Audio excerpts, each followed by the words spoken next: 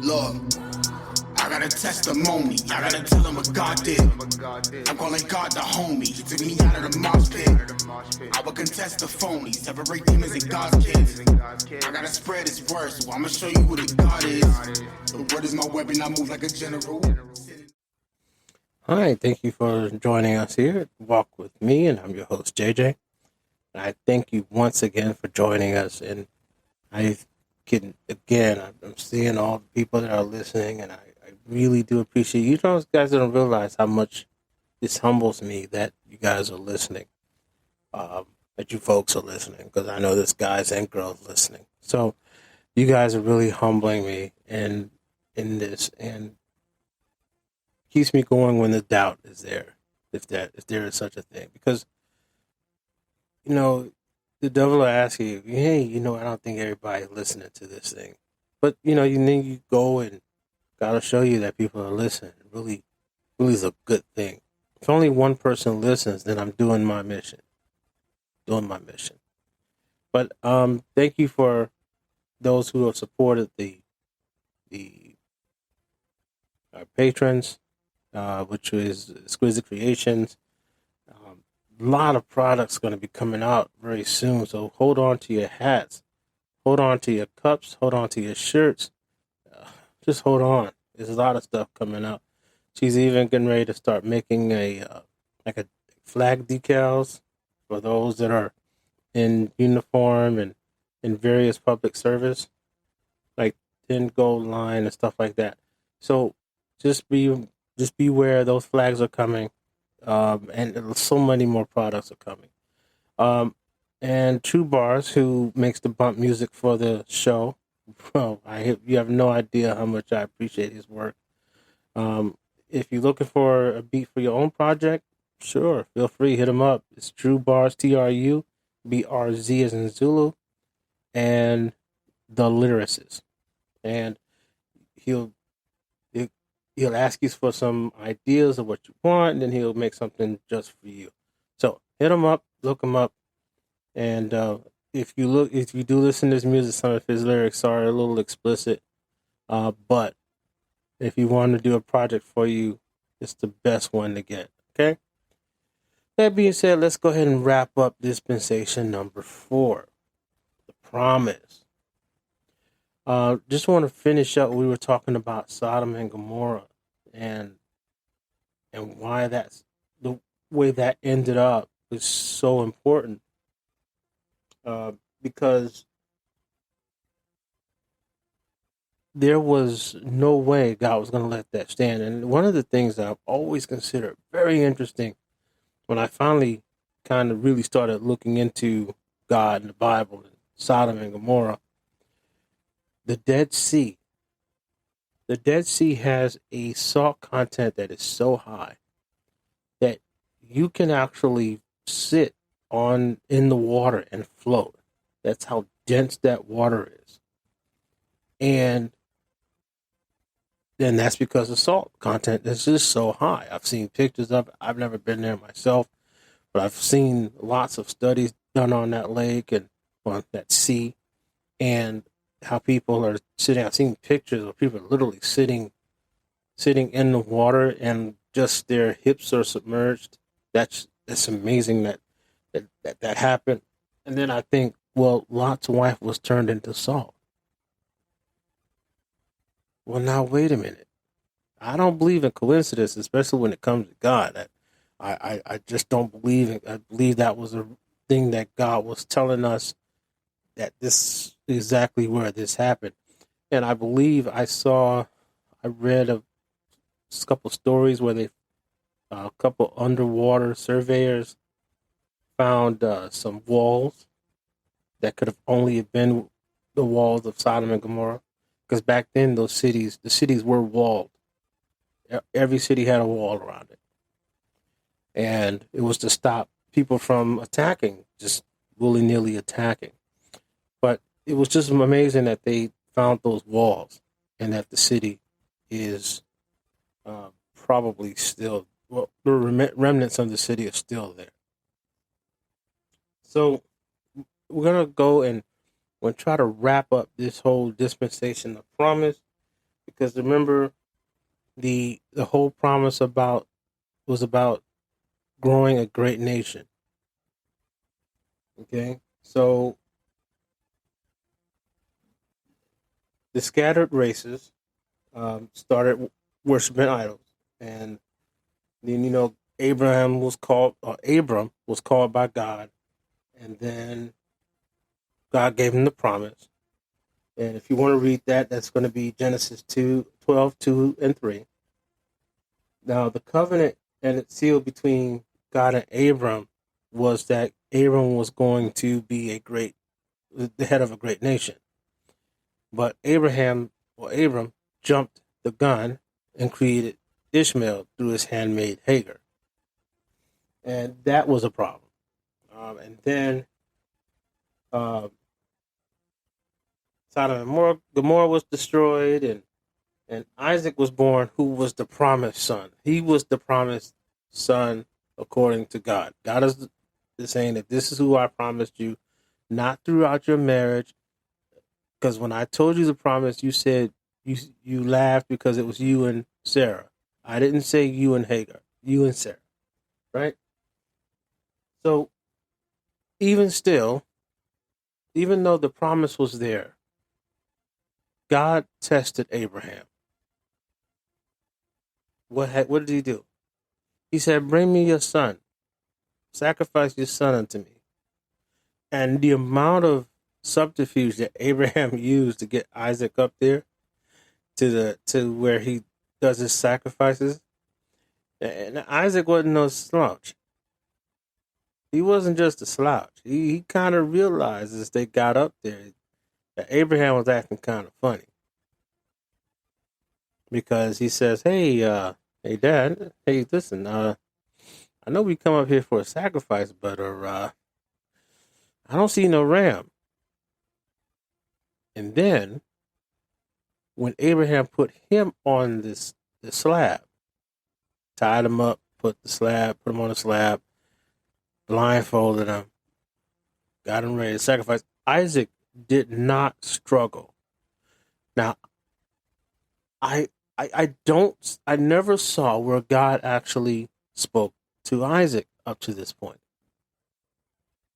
But so that means Abraham had correctly and in such convincing manner conferred or conveyed that promise that Isaac was going to be the spawn of many nations, or his nation of Israel.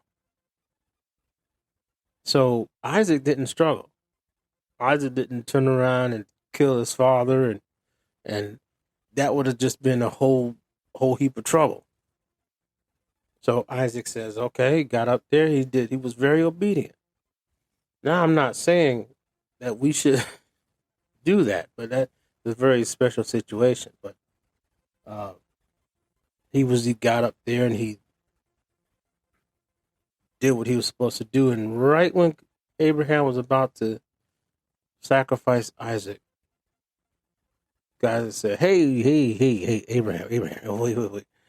I promised he was going to be I'm just playing. I promised he was going to be the head of the nation here, Israel. So I was just playing.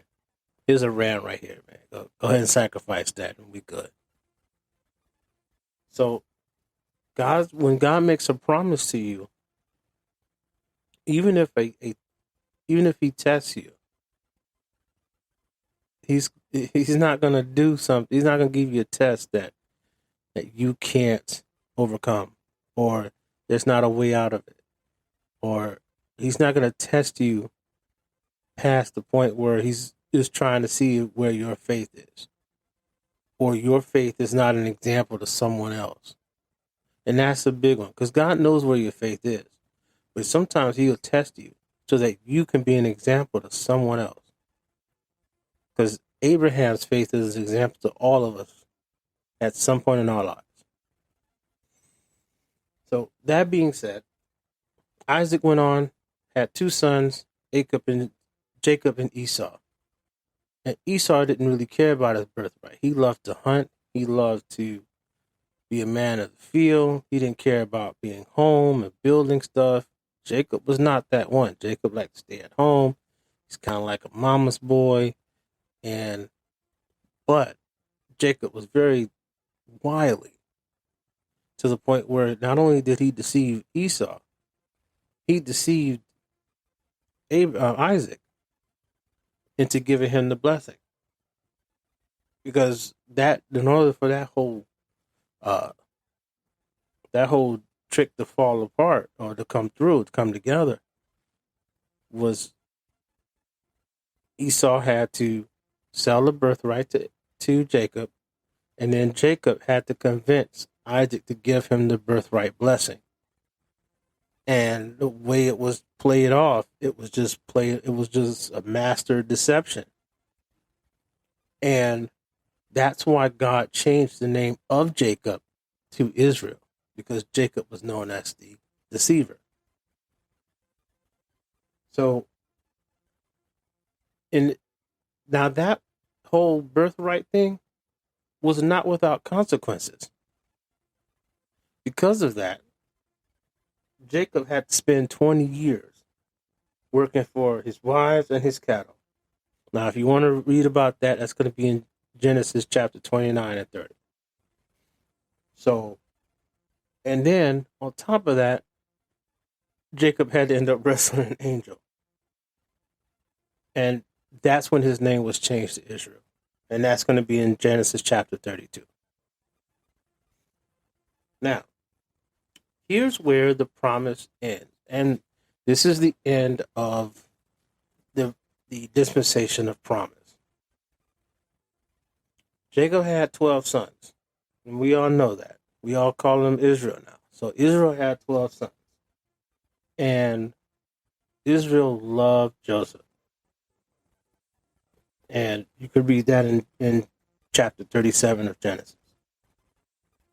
Now, the brothers, being so angry and jealous of the fact that Joseph was the most beloved, began to plot against him and sell him. And they end up selling him to slave traders. So, and I just want to stop right there and say, just because you go into bondage doesn't mean it's all over. So, and Joseph had a pretty good run of it. Pretty bad run of it. Sorry, he had a pretty bad run. Because they told Israel that Joseph was dead, and they showed him the coat dipped in goat's blood, and I mean they had to pull off the perfect crime. There was no CSI Miami back then, so they didn't say, hey, this has goat DNA in it. No, it's just blood, and they convinced Israel that Joseph had been killed. But Joseph was he was a servant for a while, and he was doing the right thing. He didn't turn on himself and on his morals, and because he also had a dream. He also had a prophetic and a promised dream. He never let go of that dream about his brothers serving him. And you can read about that. But he never let go of that promise, because that was a promise God made him. So it was pretty well known right off the bat that Joseph was given a gift from God, where he can, interpret dreams. And at some point, he was, as a servant in Potiphar's house. And then Potiphar's wife made a pass at him. And Joseph said, nope, I'm good. Thanks. Not my cup of tea, lady. And so she proceeded to lie on him. And then this caused Joseph to be thrown in prison. Now, just so we know, this whole thing we see every now and again of somebody crying rape when there is no rape, this is not new. This thing went all the way back to Potiphar and Potiphar's wife and Joseph. So this is not new. So for that reason, Joseph was cast into prison. And as things go, this was part of the judgment of God. Now, wait for it. So, Joseph's in prison. Pharaoh has a dream, and Joseph ends up interpreting the dream. Now, it was such a serious dream that none of his um, none of his wise men or magicians or anything like that could interpret the dream, and it didn't end up well for them. So, long story short, I'm really kind of skimming this story. So there was a famine. There was 7 years of good and plenty, and because of the dream, it was, there was 7 good years and 7 bad years. And Pharaoh put Joseph in charge of this thing and saving all the food and stuff like that. And then when the 7 bad years came, the brothers had to come and kneel. And at first they didn't even recognize Joseph because it had been that long. So, and I'm saying all this because even though you going into a hard time that you literally had nothing to do with, there's a reason why you are there. There is a reason why you might find yourself in that very difficult position. Joseph's story is very powerful when it comes to living for God. And he was only living his best life. He was holding on to his morals. He was holding on to his ideals. He was holding on to his promise. Remember, this is the dispensation of promise. And the next thing you know, the brothers came down and they were trying to buy food, and Joseph played that little prank on them and ended up holding Benjamin, and then they had to come back, and he was like, well, listen, if you bring your father, then maybe I'll consider releasing Benjamin. And so ended up all the 12 sons of Israel with Israel moved into Egypt. And that is where that dispensation ends, because it ended in bondage. They didn't know it then, but Israel would quickly become slaves to Egypt. And one other thing I wanted to say about Joseph and his deal, he went through a lot. From the time he grew up, he went through a lot. He was persecuted by his family. How many of you, for reasons you're not even aware of, felt persecuted by your family, your own brothers and sisters? And then, but you keep your morals together, you keep your head together, and then you're falsely accused. Of a heinous thing. Back then, you rape somebody, you end up losing parts of you, because this is how the justice system sort of worked back then. You steal something, you get your hand cut off. You told a lie, you get your tongue cut out. So imagine what happens when you rape somebody. So, and especially a high-ranking official, this ain't just like, raping somebody who's just walking down the street. You're being accused of raping a governor's wife. So this person is very powerful in society. So you will be made an example of, as far as law and order is concerned. So there you go. So now you know what kind of fix Joseph is in. But yet, he maintains his innocence. He didn't do it. And even though he maintains his innocence, he spent some time in jail. So understand that even though you're innocent, God may allow you to go through some things, not only for you to learn a lesson yourself, but for other people to learn the lesson through you. Now, just keep in mind that one of the things that really changed for the children of Israel was that they began to grow and multiply and fulfill God's promise. They became a mighty nation. And this is what really made Egypt afraid.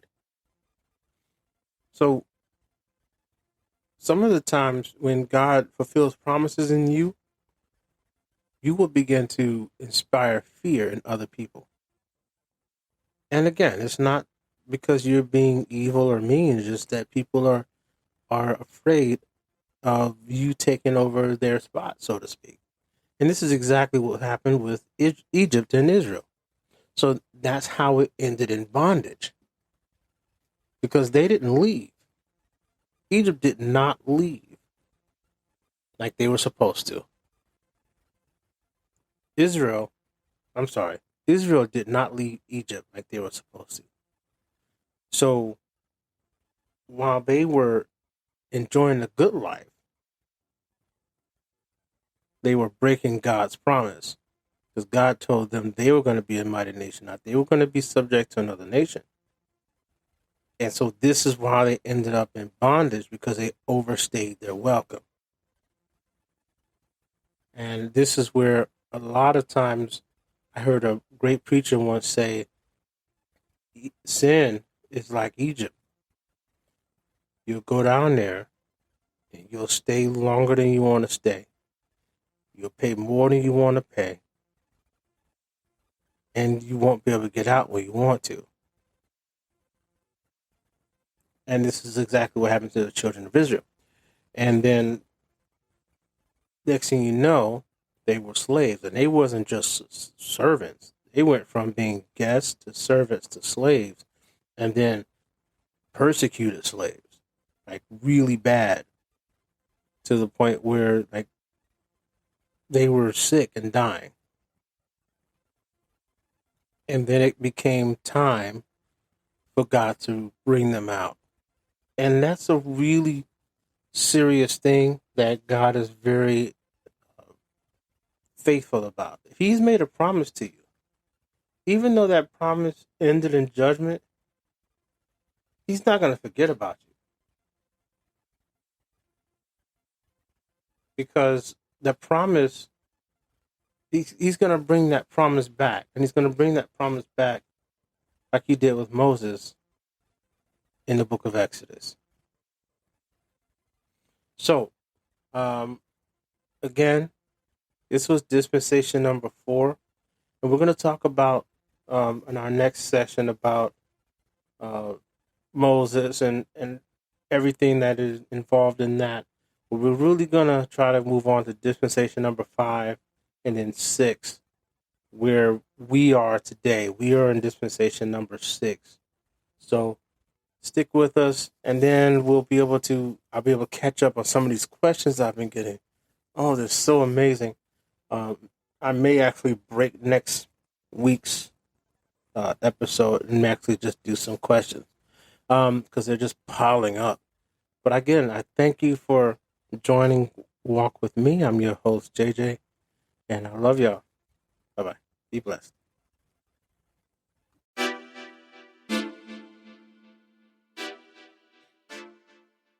Yeah. True. See, I do it for Jesus. Everything I've been do, give me a reason. I got the spread of words of a genius. Everybody need to know who the leader. See, I do it for Jesus. Everything I've been do, give me a reason.